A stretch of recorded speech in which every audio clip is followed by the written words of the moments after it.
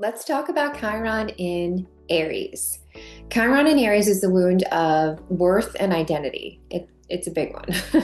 If you have Chiron in Aries, your deepest wound centers around your sense of self, who you are, why you matter, and whether you're worthy of taking up space in the world, which I'm sure by this point you know that you are. This one can feel like a lifelong fight to prove yourself, like you constantly have something to prove, but never quite feel seen.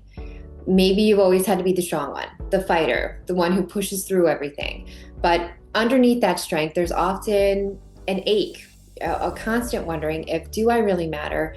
Or am I just enough as I am? You may struggle with self-trust, feeling like you need external validation to feel worthy or confident. You might downplay your desires, shrink your voice, or overcompensate by being hyper independent, which I know a lot of women struggle with that. And you do all of this to avoid the fear of being overlooked, dismissed, or just simply not good enough. At its core, the Aries wound whispers, I have to fight for my place, and I'm not safe just being myself.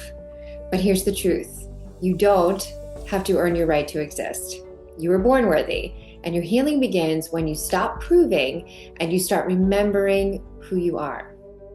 So your healing path is going to revolve around learning how to assert yourself without apology, reclaiming your confidence without performance, letting yourself be supported, even when it feels unfamiliar. It's scary, right?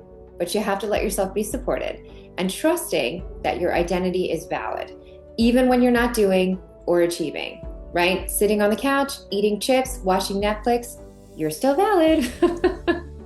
So this in the nutshell is the wound of having your Chiron in Aries, but there's more to it. While Aries shows the nature of your wound, the identity, self-worth, independence, the house placement in your birth chart will reveal more about where this shows up in your life. Does it show up most in your relationships, in your career, health, family dynamics? You probably have an inkling based on your experience, especially if you're in midlife already. Like, this is a constant theme that shows up for me at work.